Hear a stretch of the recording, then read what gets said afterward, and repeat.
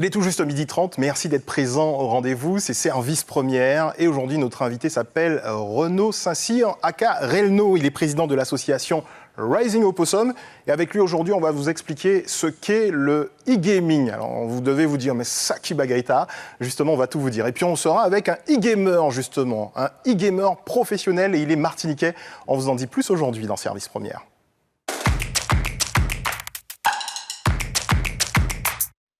Salut Relno. Bonjour Jimmy. Alors je dis Relno, je risque de dire Renaud également. C'est vrai que dans le milieu du e-gaming, on utilise souvent des pseudonymes, rarement son vrai prénom. C'est bien vrai, effectivement, Relno m'est tombé dessus il y a quelques années. Alors tu es président de l'association Rising Opossum, on est en train de voir en même temps le t-shirt, un logo, c'est des manicous je crois. C'est bien ça. J'adore le logo et puis surtout le nom.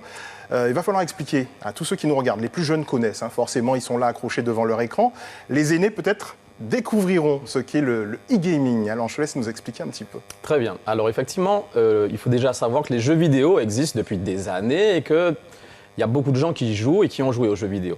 Mais depuis quelques années, il y a des affrontements. C'est-à-dire que les joueurs jouent les uns contre les autres. Il y a des grandes manifestations, des tournois d'envergure, mais internationale, où on vient voir des gens qui s'affrontent. Donc on est un petit peu comme dans du sport, où on voit des équipes s'affronter, et donc on parle de e-gaming et on parle aussi d'e-sport. Et l'association Rising Opossum, aujourd'hui, veut faire la promotion justement de l'e-sport en Martinique et dans la Caraïbe et dans le monde, j'ai envie de dire aujourd'hui, parce que nous sommes un territoire où il y a de vraies perles. Il y a des joueurs aujourd'hui qui ont du talent et qui peuvent permettre à la Martinique de briller et eux-mêmes de briller en tant qu'individus. La preuve, c'est qu'on aura tout à l'heure un e-gamer professionnel avec nous. On a déjà eu des champions du monde de jeux vidéo en Martinique, on va en parler tout à l'heure. C'est vraiment, alors, on sort de l'aspect, bien sûr au départ c'est ludique, bien sûr, parce qu'on joue, parce qu'on aime ça, d'ailleurs ça s'appelle un jeu vidéo, ce n'est pas pour rien. Mais quand on va beaucoup plus loin dans l'aspect compétitif, ça devient un métier, c'est ce métier qu'on va essayer de faire découvrir à nos téléspectateurs qui regardent cette émission. L'association également qui fait un super travail. Je sais qu'il y a régulièrement des rencontres qui sont organisées, des manifestations un petit peu partout pour faire découvrir le e-gaming. Vous existez depuis, tu le disais, 3 ans à peu près. C'est ça, depuis 2017. Et l'association a été créée juste après la Coupe de France de Street Fighter, qui a été donc une très grande compétition où pour la première fois, il y avait une équipe d'outre-mer qui était constituée vraiment de joueurs de Martinique, Guadeloupe et Guyane. Et j'étais le capitaine de cette équipe. Et sur les 32 régions, on est sorti premier de poule et on finit dans le top 8. Et c'est là où on s'est dit, on a vraiment un potentiel. Il y a des jeunes aujourd'hui en Martinique qui excellent dans ces domaines. Donc, au même titre, il y a des jeunes qui excellent dans le domaine sportif, dans le domaine intellectuel, dans le domaine culturel. Aujourd'hui, dans le monde du jeu vidéo et de l'e-sport, on a des perles. Les jeux vidéo existent, tu le disais, depuis quelques années. L'e-sport, les sports électroniques, depuis un petit peu moins. Ça a commencé il y a quelques temps déjà avec des initiatives de cybercafé à l'époque, le studio qui existait à l'époque, EasyLAN aussi. Voilà, c'était des précurseurs un petit peu en matière de compétition dans les jeux vidéo. Il y a même eu une ligue, la Ligue internationale des sports électroniques dans la Caraïbe, avec des organisations, des participations à des championnats du monde, notamment le championnat du monde de jeux vidéo, la LISEC, le SWC. Oui. Et à cette occasion, on avait eu un vice-champion du monde à PES, un jeu de football, qui avait été très très loin à l'époque, puisqu'il s'était retrouvé en finale face, je crois, à l'Arabie Saoudite. C'est ça. Ça a été bien, tout le monde était content, et puis ça s'est un petit peu arrêté là à l'époque. Aujourd'hui, vous reprenez le flambeau justement pour remettre ça au goût du jour et se dire que finalement on a beaucoup de talent et il faut les aider, les pousser. Alors c'est exactement ça, c'est-à-dire que la Martinique a vraiment été en avance sur le reste du monde, j'ai envie de dire, et sur le reste de la Caraïbe. Et c'est vrai que ça s'est un petit peu essoufflé à un moment. Aujourd'hui, on reprend le flambeau, il y a toute une dynamique caraïbéenne. Il faut savoir qu'il y a une confédération qui a pour objectif de mettre les jeux vidéo et donc l'e-sport aux Jeux panaméricains de 2023. Donc oui, tu entends bien. C'est-à-dire qu'en 2023, la Martinique devra envoyer une délégation de e-sportifs aux Jeux panaméricains. Donc aujourd'hui, on reprend effectivement le flambeau avec les autres associations de la Caraïbe, de l'Amérique centrale, de l'Amérique du Sud, pour aller dans cette direction. Alors on va regarder un petit reportage qui avait été réalisé, je crois, par Christophe Arnerin, justement, sur l'association et sur l'e-sport, histoire de vous faire découvrir un petit peu plus ce dont on parle aujourd'hui. L'e-sport, c'est ça, des jeux d'aventure, d'affrontement, de simulation ou encore de la réalité virtuelle. Un univers digital ludique et très varié qui réunit les petits et les grands avec un objectif, se dépasser. C'est très difficile pour les gens de notre génération mais on va s'adapter. Parce qu'il ne faut pas laisser nos enfants sous des choses qu'on ne maîtrise plus. Ça demande quoi pour jouer correctement? De l'entraînement et du temps. En Martinique, la communauté des gamers n'en finit pas de croître et draine avec elle un grand nombre d'opportunités que certains, comme Alaïs, plus connu sous le pseudo de Léo, ont transformé en profession. Un talent reconnu qui fait de ce pro gamers l'un des 10 meilleurs français sur le jeu Street Fighter V, avec cette année un challenge tout particulier. À mon niveau, je me dis aussi que je pense avoir des chances de pouvoir y arriver, mais il faut que je me donne les moyens. Et pour me donner les moyens, il faut que je puisse effectivement m'entraîner sans relâche afin de pouvoir parvenir dans l'une des 2 équipes qui seront disponibles pour les Jeux Olympiques en 2020 et qui aura lieu bien sûr au Japon. Un potentiel martiniquais qui intéresse de nombreux professionnels du secteur. Exemple avec le Paris Gaming School, qui propose des formations diplômantes reconnues par l'État, qui ouvrent les portes vers toute une série de métiers dans ce domaine d'activité en plein essor. Si vous n'avez peut-être pas ce talent, il y a énormément de métiers qui gravitent autour de l'e-sport et qui peuvent vous permettre de vous exprimer dans votre passion et surtout de construire un projet professionnel à partir de cette passion. Que ce soit les managers, les coachs, pour s'occuper des joueurs, que ce soit les communicants comme des journalistes spécialisés, des community managers. Et après, vous avez aussi toute une partie de production, des chefs de projet, des régisseurs, des techniciens. Et on a besoin de tout ça, de tous ces métiers, afin de créer l'e-sport et de le développer. En attendant l'émergence d'une filière e-sport en Martinique, les puristes ont pu se régaler sur d'anciens concepts qui, même sans écran, n'ont pas pris une ride. Un reportage de Christophe Arnerin qui explique un petit peu plus en détail ce qu'est le e-gaming. Vous l'avez vu tout à l'heure, hein, Alaïs Ardel, alias Layo. Il est avec nous aujourd'hui puisqu'il est e-gamer professionnel et ce sera l'occasion de discuter avec lui, de comprendre un petit peu comment ça fonctionne. Est-ce qu'il y a des écoles, on parlait d'écoles tout à l'heure, est-ce qu'il y a des écoles aujourd'hui ou peut-être des formations en Martinique ou dans la Caraïbe, en Guadeloupe, pour pouvoir se former, devenir joueur professionnel? Alors, il n'y en a pas, hélas, aujourd'hui. Par contre, c'est vrai que ça fait partie du travail de l'association de Rising Opossum de pouvoir impulser ce genre de filière professionnelle au niveau de la formation, des métiers de l'e-sport, mais aussi au niveau du pro-gaming. Donc, on est avec certains partenaires aujourd'hui en train de travailler à la création de ces filières. On espère d'ici l'année prochaine. Tout a été retardé avec le Covid, on va dire. La Caraïbe, notre niveau dans la Caraïbe et nos échanges, est-ce qu'il y a des... On parlait de tournois tout à l'heure, donc j'imagine que ça commence. Est-ce qu'il y a des tournois entre la Guadeloupe et la Martinique? Je sais que ça existe déjà, mais peut-être les autres îles de la Caraïbe également? Alors, tous les ans, il y a un tournoi international en Guadeloupe, les Giga Games, où il y a 400 athlètes du monde entier qui se réunissent, plus de pratiquement 10 000 spectateurs. Et c'est un événement vraiment incroyable. L'année dernière, à titre informatif, les joueurs de l'association Rising Opossum se sont placés parmi les 8 meilleurs du tournoi de FIFA. Donc la Caraïbe bouge, la République dominicaine accueille aujourd'hui une étape du championnat du monde. Donc oui, il y a énormément de choses et l'association Rising Opossum a la chance, j'ai envie de dire, de travailler et d'évoluer avec ces organismes. Les JO aussi s'intéressent aux jeux vidéo puisque très bientôt, les jeux vidéo seront aux Jeux Olympiques. Exactement, c'est-à-dire qu'à l'instar des Jeux panaméricains où en 2023 il doit y avoir donc les épreuves d'e-sport, les Jeux olympiques cette année, donc en 2020, avaient prévu de proposer 2 épreuves de jeux vidéo d'e-sport. Et bon, les jeux vidéo, oui. Les Jeux olympiques, on sait bien. 2020, c'est voilà. un peu ça a été un peu compliqué, mais oui, il y a une épreuve de jeux vidéo aux Jeux olympiques avec une chance de médaille d'or de plus pour la France. On joue sur quoi en général? Street Fighter, PES, le jeu de foot, Pro Evolution Soccer, bien évidemment, qui reste un des grands jeux.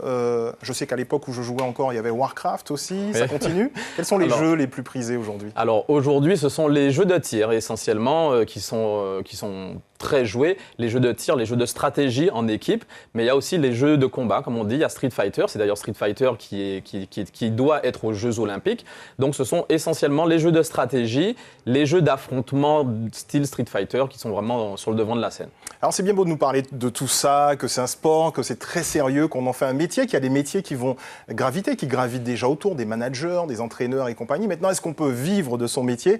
C'est la question qu'on va poser à Alaïs Ardel, qui va nous rejoindre en direct sur le plateau. Il s'appelle Layo, c'est un pro-gamer, comme on dit, un joueur professionnel international, puisqu'il fait le tour du monde des tournois. Merci beaucoup, Renaud Saint-Cyr. Merci Renaud.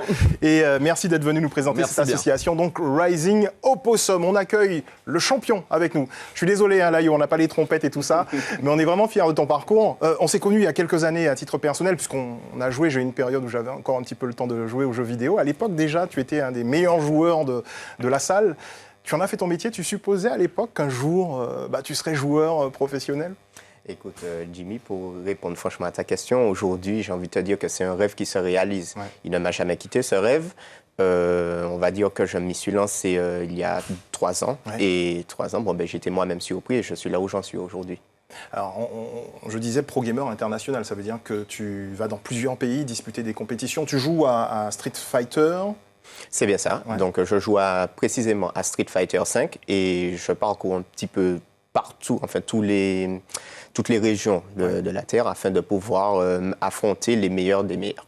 Alors, t'imagines que tous les jeunes qui nous regardent, là, qui jouent, qui aiment bien les jeux vidéo, sont en train de rêver en se disant mais c'est possible. Et tu es martiniquais, enfin, je veux dire, tu viens pas de Russie, tu pars pas des États-Unis, tu es parti de Martinique. Quelle commune exactement? Je viens du Lamentin. Du Lamentin, voilà. Donc, c'est un Lamentinois qui aujourd'hui vit ce rêve, un rêve que vous aussi, vous pouvez vivre. Ça demande, j'imagine, on n'arrive pas là et puis on est pro-gamer. Ça demande des qualités, ça demande du travail aussi? C'est ça. Pour répondre précisément, il te faut de la rigueur. Ouais. C'est on va dire, c'est la première chose à laquelle je pense.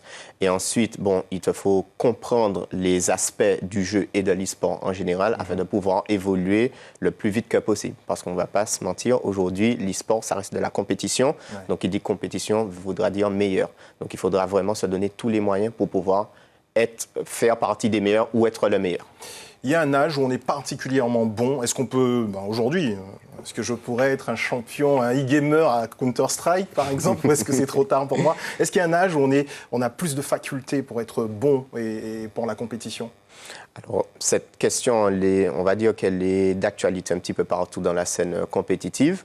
Donc, en ce qui concerne Street Fighter, il faut savoir qu'elle est considérée comme une scène un peu vieillotte parce que malheureusement, les jeux de combat n'ont pas beaucoup de notoriété. Mais en ce qui concerne les FPS, donc les jeux de tir, oui, il y a effectivement une bonne tranche d'âge de jeunes qui pratiquent les FPS. Cependant, on retrouve aussi des j'ai envie de dire, des seniors. On retrouve des seniors. Des vieux comme moi. J'ai envie de te dire comme moi aussi. Donc oui, on peut retrouver des gens âgés dans cette pratique. On peut en vivre, en faire son métier, c'est-à-dire faire ça et ne rien faire d'autre? Oui, on le peut tout bonnement. C'est juste qu'il faut comprendre les ficelles du métier, comme par où se diriger pour pouvoir effectivement en vivre. Parce que c'est un système économique un peu différent de ce qu'on connaît aujourd'hui. Il y a des sponsors derrière, des marques d'informatique par exemple qui sponsorisent.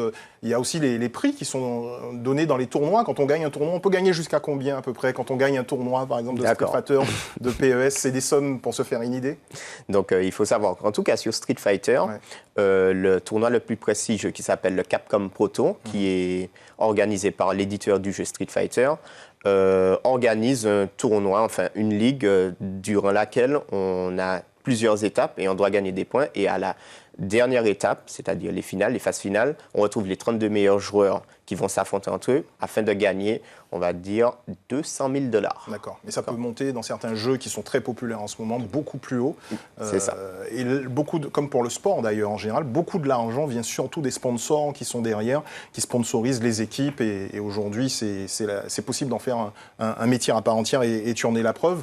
Le niveau en Martinique, toi qui reviens souvent participer avec Rising Opossum à des tournois, qui vient encadrer les jeunes, leur expliquer ce que tu fais, le niveau est bon? Est-ce qu'on a des chances d'avoir des e-gamers, des joueurs professionnels demain en les formant bien?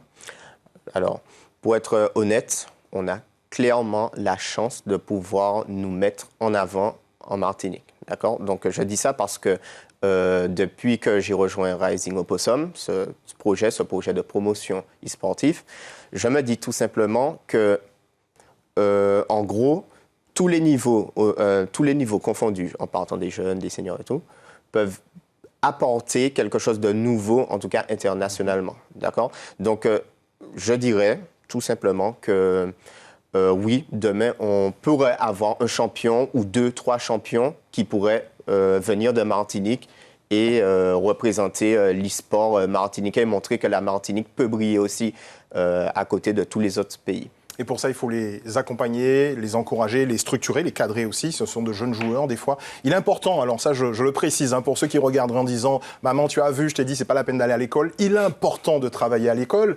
On est souvent amené à se déplacer dans plusieurs pays. Il faut parler, des fois, plusieurs langues. On peut avoir des joueurs, des partenaires qui parlent anglais, par exemple. Il faut pouvoir se débrouiller. Donc, on néglige pas l'école pour autant.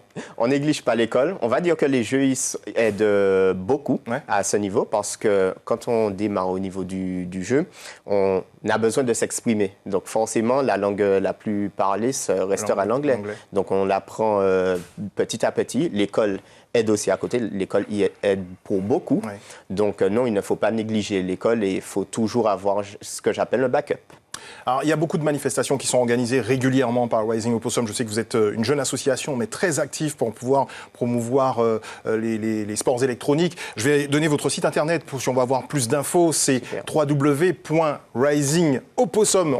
C'est écrit sur le t-shirt, risingopossum.com. Il y a également une adresse email, c'est contact@risingopossum.com. Vous tapez ça sur internet de toute façon avec les moteurs de recherche, vous trouverez tous les liens. Donc Rising, R-I-S-I-N-G, Opossum, en hommage au Manicou, bien évidemment, pour bien représenter la Martinique. Écoute, je pense que tu es un modèle, un exemple pour beaucoup des jeunes. Ils te le disent quand tu les rencontres dans les manifestations.